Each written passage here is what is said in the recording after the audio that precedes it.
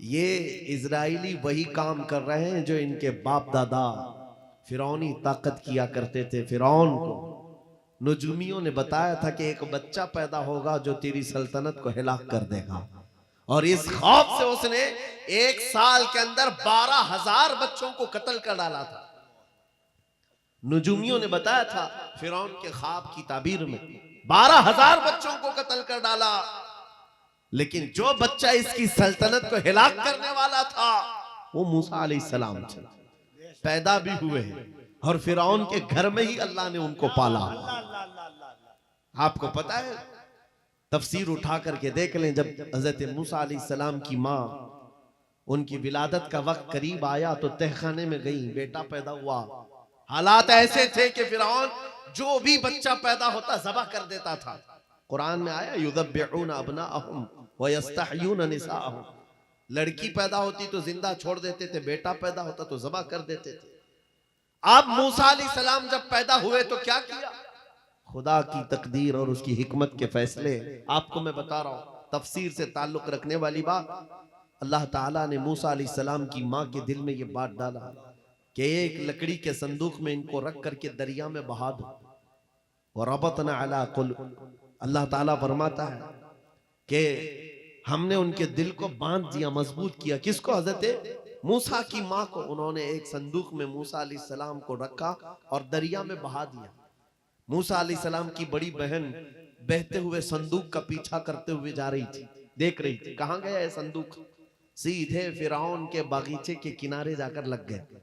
फिरौन की औलाद नहीं थी, फिरौन की बीवी वो बागीचे में टहलने आई थी, देखा एक संदूक आकर लगा है, गुलाब जैसा हसीन बच्चा है, उठा लिया, प्यार किया और लेकर के आई। फिरौन से कहने लगी कि हम इसको अपना बेटा क्यों ना बना ले। पहले फिरौन तो डरा कि कहीं वो मेरी सल्तनत को हिलाक करने वाला बच्चा ये तो नहीं है। बीवी ने कहा कैसी बात करते हो, ये तो दरिया से बहकर के आया है, तुम्हें पता नहीं मौला कहां से बहाकर तुम्हारी हिलाकत को लाएगा। तुम्हारी हिलाकत कहां से आएगी तुम्हें अंदाजा भी नहीं है। सुनो मेरी बात को। फिरौन ने बीवी की बात मान ली। मूसा अलैहिस्सलाम की परवरिश फिरौन के घर में हो रही है, फिरौन के घर में, और वो भी किस शान से। मूसा अलैहिस्सलाम पैदाइशी बच्चे हैं, दूध पिलाने की बात आई तो किसी दाया का दूध आप पकड़ते नहीं। मूसा अलैहिस्सलाम की बहन भी वहां खड़ी सब देख रही थी। फिरौन की बीवी से कहा मैं एक दाया को जानती हूं जिसका दूध हर बच्चा पकड़ लेता है, कहा बुला लाओ, हम शाही खजाने से उसे इनाम भी देंगे। वो गई और अपनी माँ को ले आई, अपनी माँ को ले आई। मूसा अलैहिस्सलाम अपनी माँ के गोद में गए, जैसे ही सीने से लगाया दूध पीने लग गए। बादशाहत में खुशी, और मूसा अलैहिस्सलाम की माँ को इनाम और इकराम भी दिया गया। हर बच्चे की परवरिश के लिए मूसा अलैहिस्सलाम की माँ को फिरौन के घर में रखा गया। तुम्हें पता है रब तबारक व तआला की हिकमत के फैसले।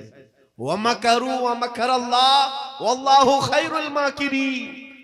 मेरा रब फरमाता है काफिर मंसूबा बनाते हैं और अल्लाह खुफिया तदबीर करता है, और रब की खुफिया तदबीर गालिब आती है।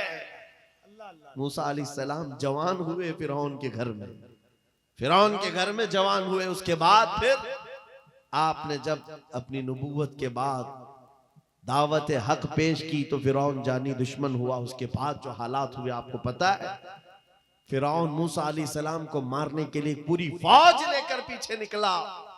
मूसा अलैहिस्सलाम समंदर में चल करके आगे गए, रास्ते आपके लिए खुल गए। फिरौन भी उसी रास्ते पर आया। अल्लाह फरमाता है कि हमने समंदरों को मिला दिया, गर्क कर दिया फिरौन को। एक छोटी सी तारीख में आपको बता रहा हूं, 12,000 बच्चों का कत्ल किया इस डर से कि मुझे हिलाक करने वाला बच्चा ना पैदा हो। लेकिन जो बच्चा तेरी सल्तनत को हिलाक करने वाला था वो तेरी नाक के नीचे परवरिश पा रहा था। आज इन जालिमों ने गद्दा के हजारों बच्चों को सिर्फ इसलिए मारा है कि ये बड़े होकर के मुजाहिद ना बन जाए, ये बड़े होकर के हमें आंख दिखाने वाले ना बन जाए। और बाज़ाब्ता स्टेटमेंट में ये कहते भी हैं इन बच्चों को कत्ल करने से हमें कोई खौफ नहीं, कोई आपत्ति नहीं है, कोई तकलीफ नहीं है, इसलिए कि बड़े होकर के ये हमें आंख दिखाने वाले बनेंगे। ये डर तुम्हारा बता रहा है। कई हजार बच्चों को भी तुम कत्ल कर लो, लेकिन तुम अल्लाह की उस हिकमत से गाफिल हो। जालिमो, वो अनकरीब पैदा होगा जिसको दुनिया सलाहुद्दीन कहती है, वो अनकरीब होगा।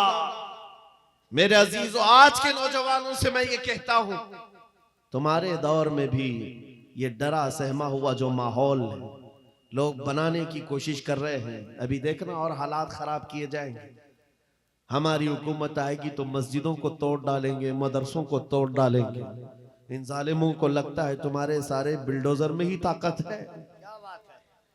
सिर्फ ताकत इसी का नाम है। राज मिल जाए, तख्त मिल जाए, उस वक्त कुछ लोगों के ऊपर जुल्म करना आसान है। जिस तरह चंगेज ने भी किया, हलाकू ने भी किया, बड़े बड़े जालिमों ने किया है, और उनका हशर भी तुम्हें मालूम होना चाहिए। इंशाअल्लाह वो वक्त आएगा जब खसो खाशात की तरह तुम बहा दिए जाओगे, अखबारों में तुम्हारा नाम तक ना होगा। और अगर कुछ बाकी रहेगा तो क्या रहेगा? न घबराओ मुसलमानों, अभी खुदा की शान बाकी है, अभी इस्लाम जिंदा है, कुरान बाकी है। ये जालिम काफिर क्या समझते हैं जो रोज हमसे उलझते हैं? अरे अभी करबला का आखिरी मैदान बाकी है। नारे तकबीर, नारे रिसालत, मुहाफिज़े नामूसे रिसालत, मसलके आला हजरत। नौजवानों, इस यकीन के साथ और ईमान के साथ अपनी जिंदगी को आगे बढ़ाओ। खुदारा मैं तुमसे कहता हूं, अगले दिनों के बाद जब तुम्हारे इम्तिहान का वक्त आएगा, हर उस्ताद अपने बच्चे को इम्तिहान की तैयारी करा रहा होता है। बेटा सवालात ऐसे आएंगे, टाइम इतना होगा, स्क्वाड भी होंगे, चेक करने वाले एग्जाम हॉल में बार बार आएंगे, तुम्हें देखेंगे। उस वक्त तुम खौफ से अपने हाथ में कपकपी नहीं पैदा करना, दिल को जमाना और अपना इम्तिहान मुकम्मल करना। यह हर उस्ताद अपने बच्चों को तरकीन करता रहता है। अजीज़ान गिरामी वक़ार, इस मिंबरे नूर से मैं आपको इस बात की तलकीन करके जाता हूं, इम्तिहान की घड़ी अनकरीब आने वाली है, आपके साथ भी। और जो इम्तिहान तुम्हारा होगा वो इस्तिकामत का इम्तिहान होगा, तुम्हारे ईमान पर जमे रहने का, तुम्हारे डटे रहने का इम्तिहान होगा। देखना बहुत सारे पार्टी बदल लेंगे, बहुत सारे मसलहतों के पर्दों में छुप जाएंगे, बहुत सारे लोग किसी की धोती में पना ले रहे होंगे, कोई किसी की साड़ी में पना ले रहा होगा, लेकिन जो आशिक मुस्तफा है वो बढ़ चढ़ करके ये ऐलान कर रहा होगा, अपना सब कुछ गुंबद खजरा कल भी था, और मेरे नबी से मेरा रिश्ता कल भी था। और बस इस बात के साथ तुम्हें जमे रहना है, यकीन के साथ, एतमाद के साथ। अज़ीज़ान गिरामी वक़ार, कौन सी ऐसी ताकत है, कौन सी ऐसी कुव्वत है जिसने इस्लाम को खत्म किया या खत्म करने की ताकत रखती है?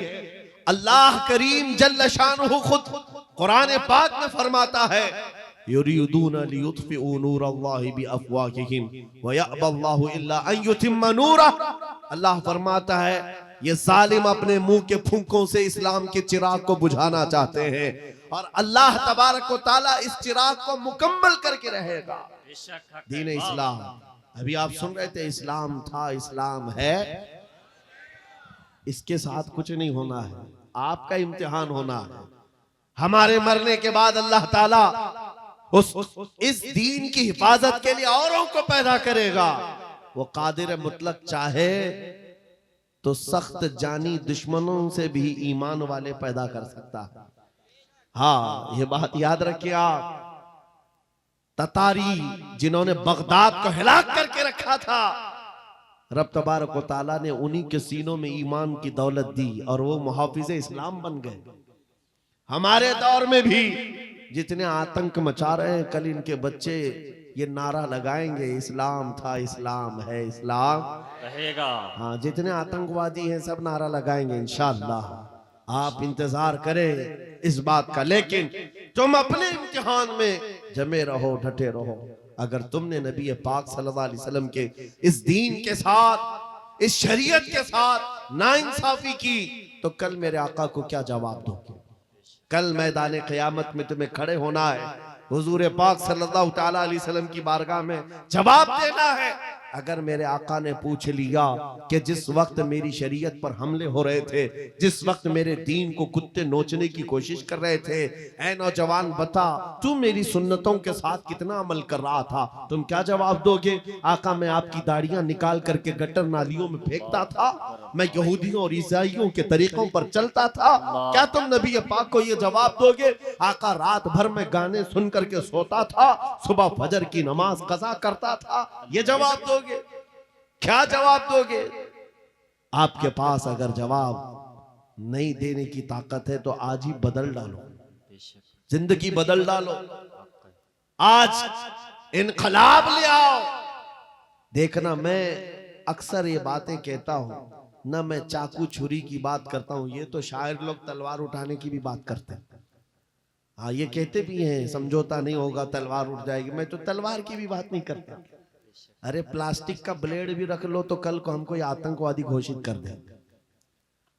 बम बारूद बंदूक किसी चीज की बात नहीं करता, सिर्फ इतनी बात करता हूं नबी पाक के इश्क में मलबूस होकर तुम सिर्फ रास्तों में चलते फिरते रहोगे, तुम्हारी चलत फिरत से कई कीड़े यूं ही मर जाएंगे। हक है, वाह वाह, बहुत खूब। हुजूर पाक की सुन्नतों में वो दम है, वो असर है, तुम्हारी चलत फिरत से कई कीड़े फना हो जाए। बात सिर्फ इतनी है, दीवार क्या गिरी मेरे खस्ता मकान की, लोगों ने आने जाने का रास्ता बना लिया। होता यही है, कोई पुराना घर गिर जाए ना, लोग इधर से उधर आने का रास्ता बना लेते हैं। आज हमारी जमात के अंदर इंतशार हुआ, नौजवानों में आवारगी आ गई तो हर कुत्ता हमको ही टारगेट करने लग गया, हर कुत्ता हमें ही भौंकने लग गया। मेरे अजीजों, शिद्दत से आज उस सलाहुद्दीन अय्यूबी की बात याद आती है कि आपको पता है उनका दौर ऐसा है कि यहूदी माएं, ईसाई माएं अपने बच्चों को थपकियां देकर सुलाती थी, कहती बेटा सो जा नहीं तो सलाहुद्दीन आ जाएगा। हालांकि जुल्म से कोई तख्त नहीं बिछाया था, सुन्नते मुस्तफा का रौब ऐसा कायम था, हुजूर के इश्क का रौब कायम था, जिसकी वजह से पूरी दुनिया में उनकी तूती बोलती थी। आज करोड़ों की तादाद में है, करोड़ों की तादाद में जालिम हमें आंख दिखा रहे हैं, हमारे बच्चों का कत्ले आम, हमारी औरतों की इज्जतें नीलाम, हमारी गर्दनों पर राज, और बगैर किसी खौफ के शायर इस्लाम पर भौंकना आज की आदत सी बन गई। नौजवानों, तुम्हारे अंदर अगर ज़मीर बेदार है, गैरत मौजूद है, तो अपने आप को बदल डालो। जवाब देने का एक वक्त आएगा, इंशाअल्लाह वक्त आएगा जवाब देने का, लेकिन पहले मैं आपसे सिर्फ इतनी इल्तिमास करता हूं कि अपने आप को बदल लो। कल को हमारे पास फख्र होगा, फख्र के साथ किसी मैदान में उतरेंगे, वो तुम्हारे होलियों को ऊपर से नीचे देखते रहे और पूछते रहे ये कौन सी मखलूक है, ये कहां से आई हुई जमात है, तो हम सीना तान करके कहेंगे ये मोहम्मद अरबी के शेरों की जमात है। आज क्या हम दिखाएं लोगों को? गुटखा खाने वाले लोग दिखाएंगे।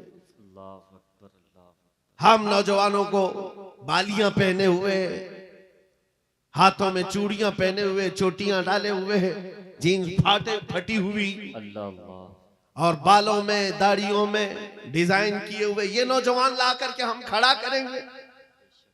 मेरे अजीजों, दुनिया के ऊपर अगर हैबत तारी होती है तो सिर्फ आशिकाने मुस्तफा से होती है, हुजूर के गुलामों से होती है। आज से 3 साल पहले पैरों से माजूर एक खादिम हुसैन ललकारता था, व्हील चेयर पर बैठ करके ललकारता था।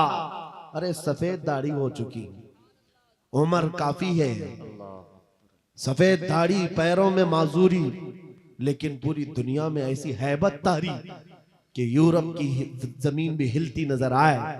हॉलैंड की पार्लियामेंट में बाज़ाब्ता उनको लेकर कहा जाए ये आदमी मोस्ट डेंजरस है, बहुत ज्यादा डेंजर है। हम सोचते हैं ये तो पैरों से माजूर सफेद दाढ़ी वाला व्हील चेयर पर बैठा हुआ तुम्हारे लिए कैसे डेंजर हो गया? तुम्हारे पास तो बहुत बड़े बड़े मिसाइल, एटम बम है, सब कुछ है। पता ये चला कि रब तबारक व तआला जो हैबत डालता है वो आशिक मुस्तफा की हैबत डालता है। हक है बेशक नबी पाक की सुन्नतों पर आमिल है या रसूल अल्लाह या रसूल अल्लाह।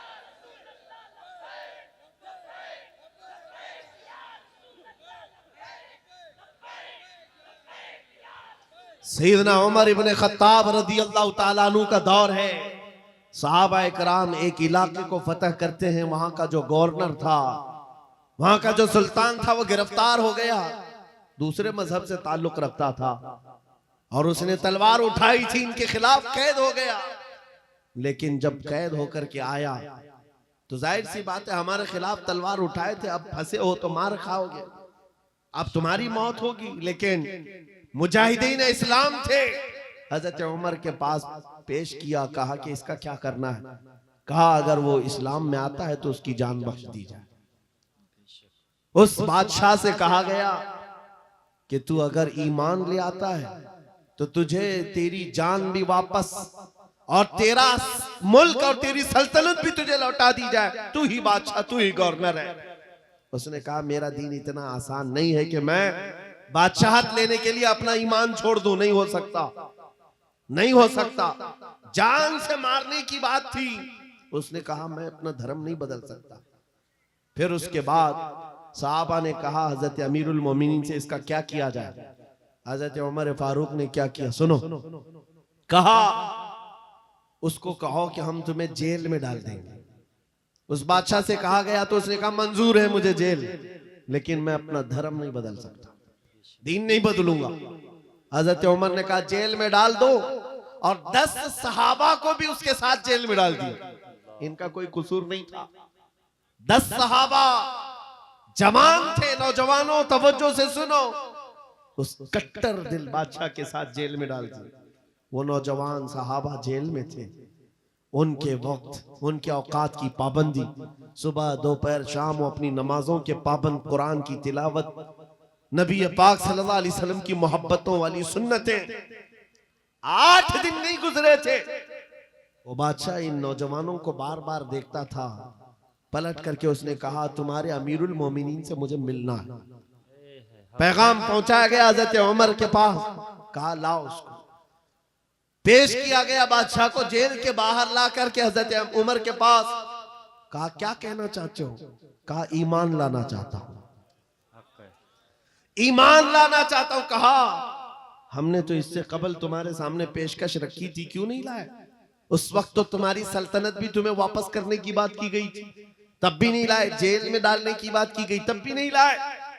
वो बादशाह कहता है इस तरह से अगर आप 25 साल भी मुझे जेल में डालते तब भी मैं नहीं बदलता।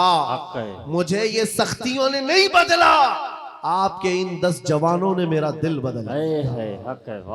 इनके अखलाक और किरदार मैंने देखा, फिर मेरा दिल गवाही देने लगा ये झूठों की जमात नहीं हो सकती। और मैंने इनकी सुबह देखी, इनकी शामें देखी, इनका उठना बैठना, इनकी नमाज, इनकी इबादतें, इनका गिड़गिड़ाना, ये सब देख करके जवानों में मेरा दिल पसीज गया। और फिर दिल ने पुकार करके कहा गुलामों का जब यह हाल है तो फिर आका का हाल क्या है। वाह वाह बहुत चीज़ाने गिरामी वक़ात बदल सकते हो, आज भी बदल सकते हो कि अगर तुम्हारे अखलाक, तुम्हारा ईमान मजबूत हो जाए, पत्थर दिलों को भी बदल सकते हो। बस बात इतनी है कि अमल के मैदान में तुम्हें आना है, उनके दिलों को बदलना मेरे मौला की शान है, रब तबारक व तआला की शान है। बड़े बड़े जलसे कर लिया, रात पूरी जाग लिया, लेकिन तुम्हारे अखलाक नहीं संवर सके तो ये फजूल हो जाएगा, कोई काम के नहीं।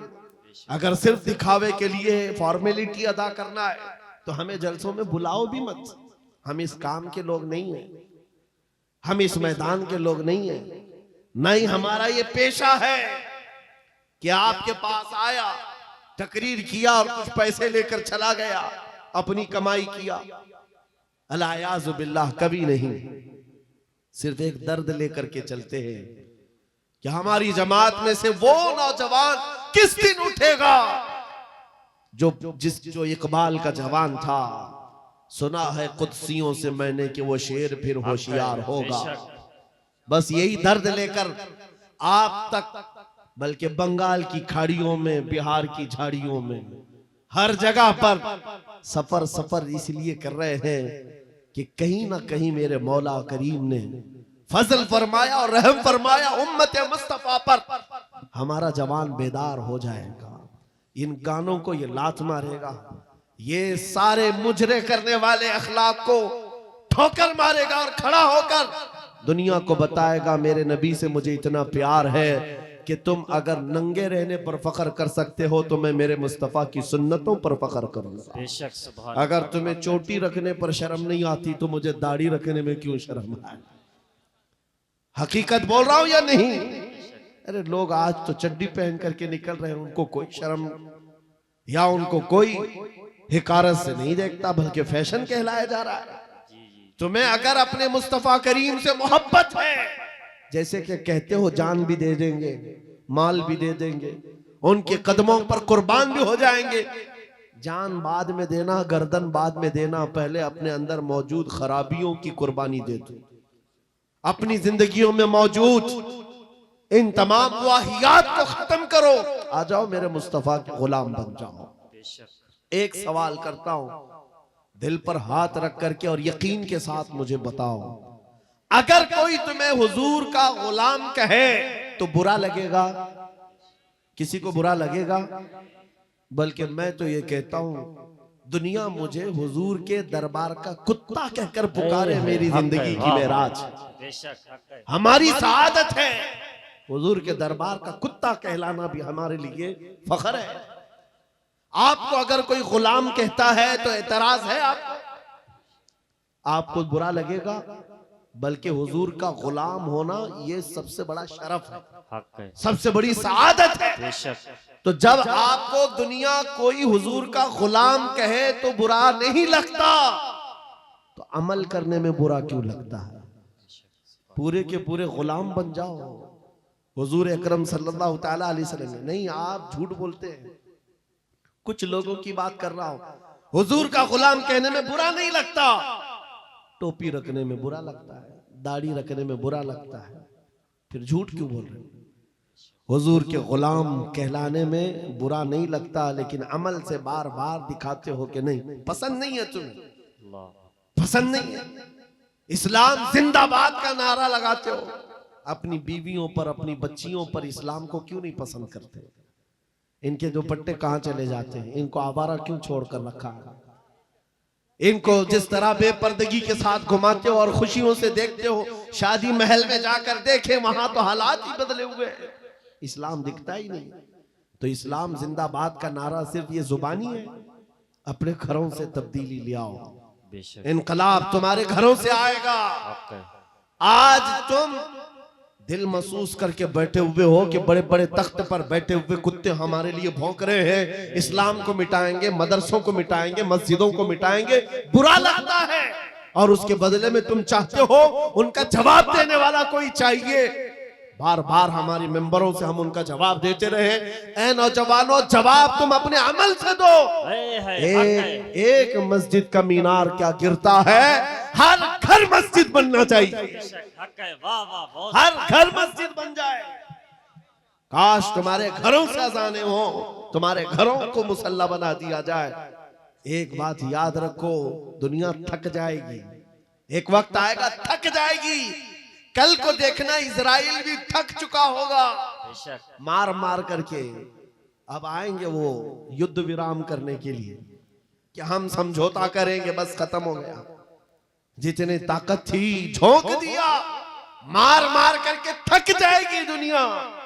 लेकिन हमारी शरीयत का, हमारे दीन का एक मिजाज है, कितने गाजी मारोगे हर घर से गाजी निकलेगा। तुम एक चिराग गुल करोगे, मौला 100 चिराग रोशन करेगा।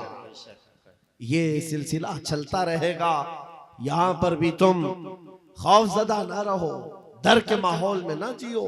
बस मैं तुम्हें ये बात कहने के लिए आया हूं, अगर नबी के गुलाम हो तो पूरी गुलामी करो, पूरी गुलामी करो, फख्र के साथ करो। अपनी दाढ़ियों के साथ, अपने शनाख्त के साथ, अपनी आइडेंटिटी के साथ। आपको क्या लगता है कि कोई हमें नौकरी से निकाल देगा, कोई हमें रिस्क नहीं देगा? माज़अल्लाह रज़्ज़ाक ये लोग नहीं, रज़्ज़ाक मेरा रब है, हक है। अल्लाह मेरा रज़्ज़ाक है। एक छोटी सी कम्युनिटी ने अपनी पहचान बना ली पंजाबियों ने, और वो अपनी आइडेंटिटी को लेकर के चलने लगे, और दुनिया पर उन्होंने छाप छोड़ा कि हम जहां रहेंगे अपनी शनाख्त के साथ रहेंगे, समझौता नहीं करेंगे। दुनिया उनको एक्सेप्शन देने लग गई कि हाँ ठीक है, तुम इसके साथ ही जियो। ऐ मोमिनो, तुमने खुद छोड़ दिया अपनी चीजों को। काश उस सहाबी रसूल की बात मैं तुम्हें बताऊं। हजरत नौमान एक सहाबी, एक बादशाह के पास उनको बुलाया गया था, हुजूर के तर्जुमान बनकर के गए थे। और जब उस बादशाह के पास आए, काफिर बादशाह था, एक सहाबी की बात, उसने कालीन बिछाया, और कैसा कालीन था? रेशम का कालीन था। रेशम का कालीन, बहुत महंगा कालीन। और जो कुर्सी बिछाया वो सोने की कलाई की हुई कुर्सी थी। जब सहाबी रसूल वहां पहुंचे, देखा रेशम का कालीन है, अपनी तलवार से फाड़ दिया, कहा उठाओ इसको, जमीन पर चलूंगा। जमीन पर चलकर आए, कुर्सी देखा सोने की रखी,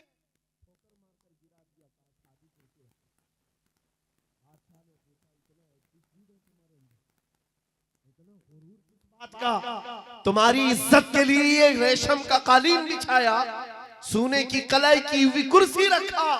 उस साहबी ने कहा, बादशाह ये गुरूर नहीं, ये तकब्बुर नहीं है, मैं मदीने वाले मुस्तफा का गुलाम हूं, जिनका फरमान है कि मर्द के लिए रेशम का इस्तेमाल हराम है, मर्द के लिए सोने का इस्तेमाल हराम है। मैं दुनिया में जहां कहीं रहूंगा, एक सोने की कुर्सी क्या 1000 कुर्सी रखे, मैं ठोकर मार दूंगा अपना सब कुछ। गुंबद खजरा, मेरे नबी से मेरा रिश्ता, उन सहाबा का ये ऐलान था, उनका ये ऐलान था, जहां रहेंगे हम अपनी आइडेंटिटी के साथ रहेंगे। ये नहीं कि तुम जालिमों के बीच में बैठ गए, शराब का दौर चल रहा है, तुम भी उठाए पी लिए, दोस्ती में तुम भटक गए, औबाश अय्याश नौजवानों की दोस्ती में तुमने वहां पर चरस गांजे भी ले लिए, तुम्हें उस वक्त नबी पाक का ख्याल नहीं आया, हुजूर पाक सल्लल्लाहु अलैहि वसल्लम की निस्बत का ख्याल नहीं आया। एनी टाइम हर जगह पर तुम अपने नबी से जुड़े हुए हो। आज ये अहद करके उठो, जिंदगी के जिस शोबे में भी जाऊंगा मैं मदीने वाले आका का गुलाम बनकर के जीऊंगा। ये अहद करेंगे इंशाअल्लाह।